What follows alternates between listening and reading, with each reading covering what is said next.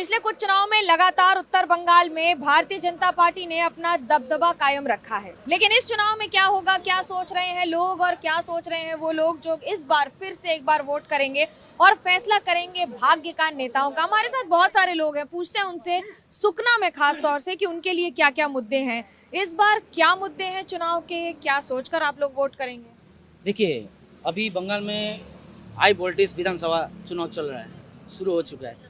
हम लोग एक ही कहना है, अभी जो भी विधानसभा का वोट में जो भी उम्मीदवार उठेंगे, इस बार युवाओं का रोजगार के लिए विधानसभा में आवाज़ उठना चाहिए। जो युवा अभी जो पूरा बंगाल में दार्जिलिंग क्षेत्र तराई डुवर्स में युवा बेरोजगार है, और ये समस्या का समाधान अगर जो भी उम्मीदवार उठेंगे, ये आवाज़ वहाँ पे घुसना चाहिए। उसी विधायक को हम लोग यहाँ से वोट दे के विजय बनाएंगे। आज अगर चुनाव हो जाए तो इन इलाकों में किसकी जीत होगी और क्यों? देखिए, जो जीत होगी, मुझे लगता है बीजेपी की जीत होगी, क्योंकि बीजेपी सरकार जो अब बंगाल में जो दार्जिलिंग क्षेत्र और तराई डुवर्स में जो भी कर रहा है मोदी सरकार की वजह से। देखिए, हाल ही में कोरिनेशन ब्रिज 117 करोड़ का स्वीकृति नितिन गडकरी जी और हमारे दार्जिलिंग के क्षेत्र माननीय सांसद राजू बिष्ट जी और मोदी सरकार की बदौलत वो ब्रिज आज टेंडर पास हो चुका है। वो ब्रिज जाएगा आपका मालदा से लेके सिक्किम तक, हर एक समस्या का समाधान के लिए वो ब्रिज बन चुका है। और देखिए, ऐसे करके रंगापानी में हाल ही में 70 करोड़ का कल ही उद्घाटन हुआ है, जो रेल वहाँ से चलेगी। अभी 5 स्टार जो रेल है, जो नितिन गडकरी जी की और मोदी सरकार की बदौलत, जो भाजपा के बदौलत आज वो भी जनता को मिला हुआ है। कहती है उन्होंने बहुत काम किया है उत्तर बंगाल देखिए, में। वो एक ही काम कर सकती है। ममता बनर्जी क्या किया है, रोंगिया को पूरा घुसपैठी को घुसा हुआ है, और वो बाकी काम कुछ भी नहीं कर। देखिए, चाय बागान की आप बात करें, चाय बागान का पूरा तहस नहस कर दिया, पहाड़ को पूरा तहस नहस कर दिया है। आज तक पहाड़ में एक भी काम ममता बनर्जी का कोई भी एक भी काम अपना पॉकेट से नहीं हुआ है। क्यों? उनको सरकार में बैठ के लिए इतना साल से वो सरकार में राज करी है, लेकिन उनके लिए मैं यही बोलना चाहता हूँ, बंगाल में अभी तक कोई भी ऐसा काम नहीं हुआ है।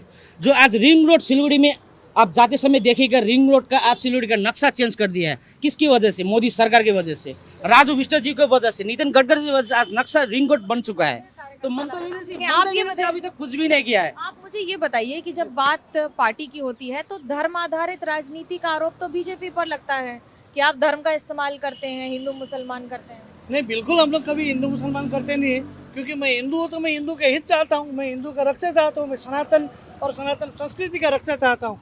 अगर मेरी सनातन धर्म और मेरी हिंदू धर्म की रक्षा करना मेरा फर्ज बनता है, तो इसमें मुझे अगर हिंदू पक्ष का अगर टैग लगता है तो मैं उसको लेने के लिए तैयार हूँ। लेकिन मैं किसी धर्म का अपमान नहीं करता हूँ, चाहे बुद्धिस्ट हो, चाहे क्रिश्चियन हो, चाहे मुस्लिम हो, किसी के हम लोग वो नहीं करते हैं। लेकिन हम लोग तुष्टिकरण का राजनीति नहीं करते हैं, जो ममता बनर्जी करती है, क्योंकि उनको केवल चाहिए मुस्लिम 30% जो है उनकी तुष्टिकरण करना और उनका वोट लेना। लेकिन हम नहीं चाहते हैं ऐसा करना, हम उनको सम्मान करते हैं। वो अपना धर्म का रक्षा वो खुद करें, हम अपना धर्म का रक्षा हम करेंगे। इसमें अगर हमको टैग लग जाता है तो हम 100 बार भी वो टैग लेने के लिए तैयार है। पर हम हिंदू सनातनी है, हम अपना रक्षा चाहते हैं।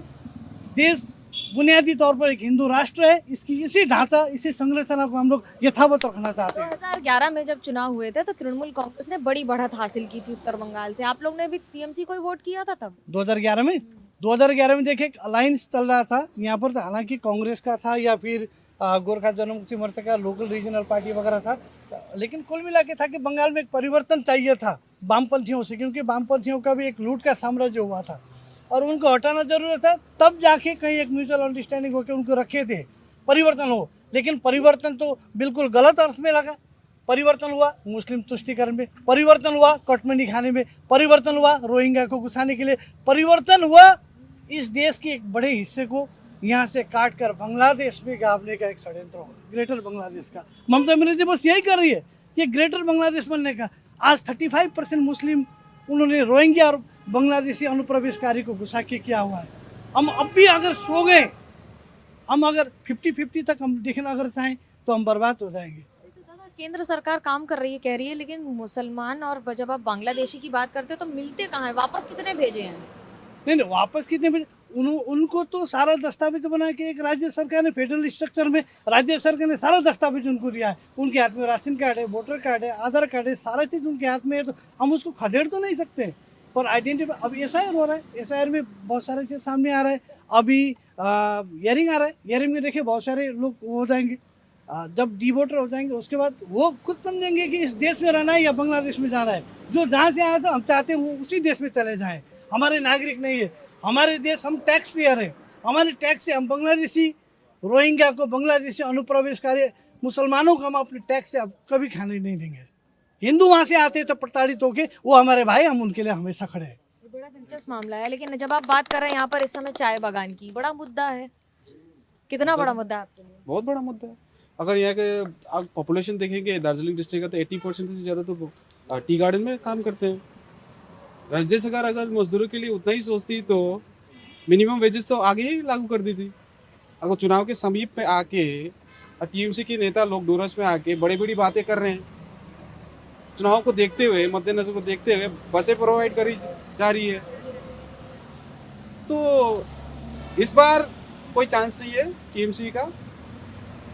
हम टीएमसी का जाना जाना क्यों, ऐसा क्यों लगता है? हमें अगर जनता बचना दुख में है पड़ा हुआ है। तो हमें बीजेपी चाहिए, जनता दुख में। टीएमसी से बचना नहीं। हमें टीएमसी को हटाएंगे तो भी हमारा दार्जिलिंग बंगाल सुरक्षित रहेगा, नहीं तो ये हम बांग्लादेशी बन चुका है, आधा बांग्लादेशी बन चुका है। आपको भी ऐसा लगता है? क्यों मिनी पाकिस्तान बन चुका है। क्यों? जिस तरह से डेमोग्राफी चेंज हुआ है आप देख सकते हैं ना, देख सकते हैं। ये बहुत सारे ऐसे लोग हैं सुनिए जी, ढंग से जो क्रॉस बॉर्डर पे बांग्लादेश से लोग घुस रहे हैं, ये किसके इशारे पे हो रहा है? इस पे तो सोचना चाहिए ना। बहुत सारे लोग ऐसे भी सवाल करते हैं। आप, जब महिलाओं की बात आती है तो महिलाएं क्या सोचती हैं? आप लोगों के लिए इस बार क्या मुद्दे हैं? सुरक्षित चाहते हैं हम लोग। और अभी तक तो बंगाल में महिला का सुरक्षित नहीं है, लेकिन मोदी जी के सरकार आएंगे तो हम लोग महसूस कर सकते हैं कि हम लोग भी सुरक्षित है। भजन वगैरह गाती हैं, सुनाइए ना जरा। जी अच्छा, हम भजन गाती हूँ। मैं सतपाल जी गुरु महाराज जी का भजन गाती हूँ। तो गरौँ बन्धना आज प्रभुको, सदाभावको पुष्प चढाई। सद्गुरु हुन् हाम्रा ज्ञानदाता, सद्गुरु हुन् हाम्रा ज्ञानदाता।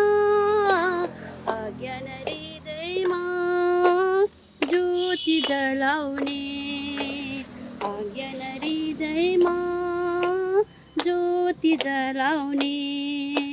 भक्ति सुमनको हार चढाई, भक्ति सुमनको हार चढाई। निस दिन प्रभुको पूजा गरौँ, निस दिन प्रभुको पूजा गरौँ। Thank you. अद्भुत गा रही हैं आप। लेकिन जब आप इस बार मुद्दों की बात कर रहे हैं, आपके लिए इस बार क्या मुद्दे हैं? चुनाव में इस बार किस मुद्दों के आधार पर वोट होगा? चुनाव में इस बार तो मुद्दा ही मुद्दा है, बहुत सारे मुद्दा है। जिधर भी देखें यहाँ पर बहुत सारे समस्या है। सबसे फर्स्ट ऑफ ऑल यहाँ का जो मेन मुद्दा है गोरखाओं का, वो जो मुद्दा है वो अभी तक मतलब हमारा जो होना चाहिए था, जो मिलना चाहिए था, अभी तक गोरखाओं का जो डिमांड अभी तक फुलफिल नहीं हुआ। आज अगर चुनाव हो जाए तो कौन जीतेगा, बीजेपी की टीएमसी?